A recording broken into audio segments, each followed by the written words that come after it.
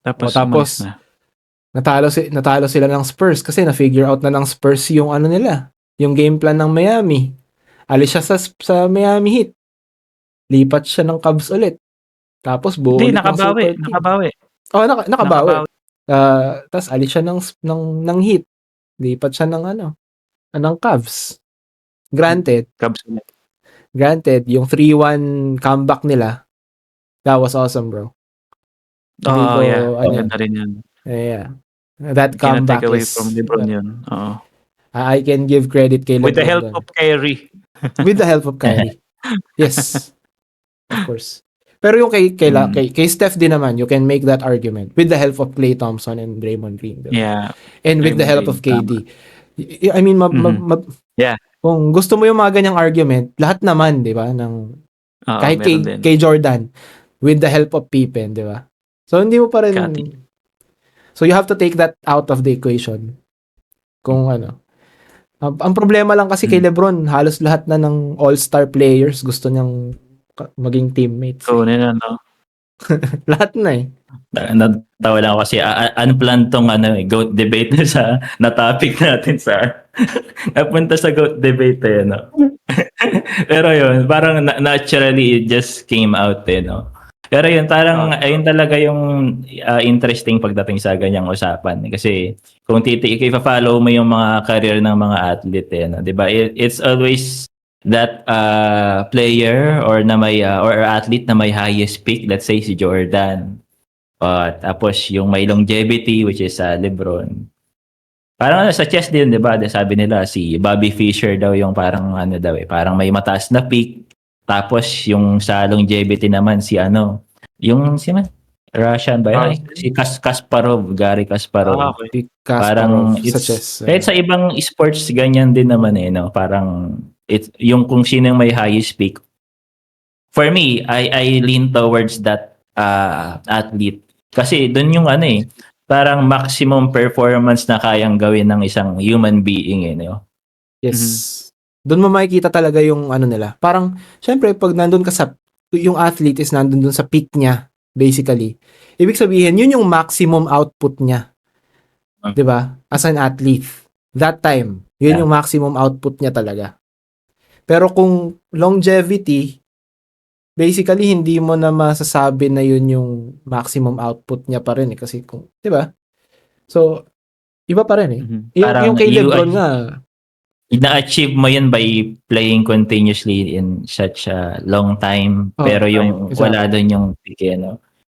Kumbaga pag may representative ng may mga alien, di ba? Itatapat mo yung pinakamagaling si Jordan. Highest peak nga eh. Yeah, bro. Kung sabihin na natin okay, one-on-one game with an alien with the universe on the line. I choose Iguodala. Hindi si paano kung yun na lang yung choice mo, no? Wala. MVP yun. Iguodala.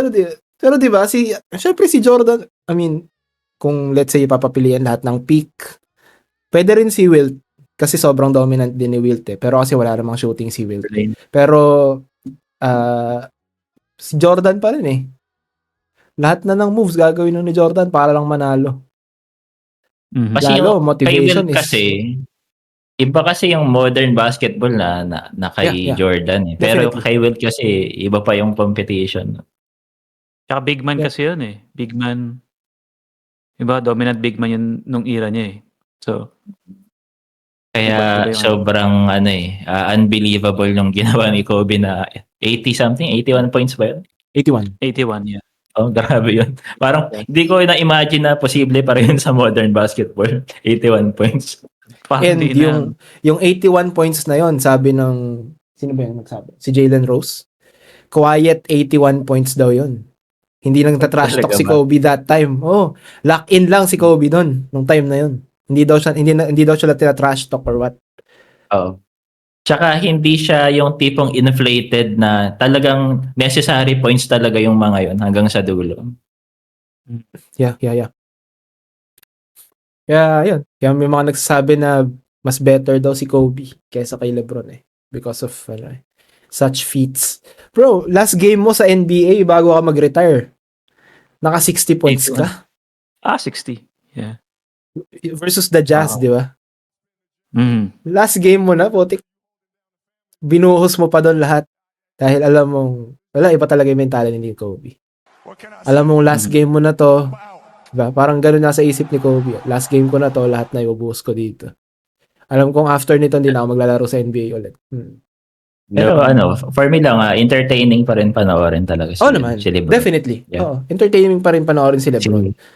Pero kasi hanggang nandyan yung old guards ng generation nila, si LeBron, si Steph, and KD, hanggat di sila nag-resign, hindi mo makikita yung pag-step up ng ibang players the younger players Yeah, kaya LeBron, pag ipag-retire mo na yung idol mo to.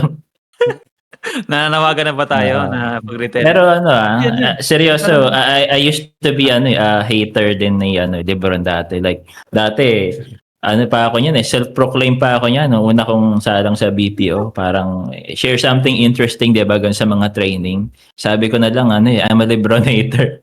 Yun, siguro yung trainer namin noon, baka LeBron fan. Nakipag discussion pa. How about Kobe? Sabi niya gano'n.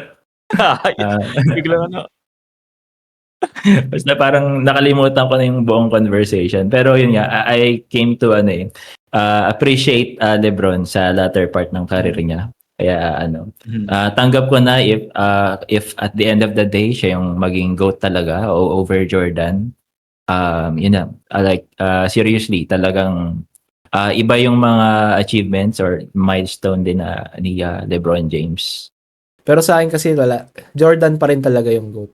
Kahit sabihin nila na si LeBron yung GOAT, no? Yeah, it's Jordan, bro. Parang sa'yo, parang may ik pa rin kung sakaling si LeBron. I don't think so. Parang ganon. Na. Siguro kung maka-anim din si LeBron James. Parang imposible na Anim. Oo. Dami. Pero kahit na maka-anim si LeBron, bro Kasi ilang taon mo tinrabaho yung 6 na championship, di ba?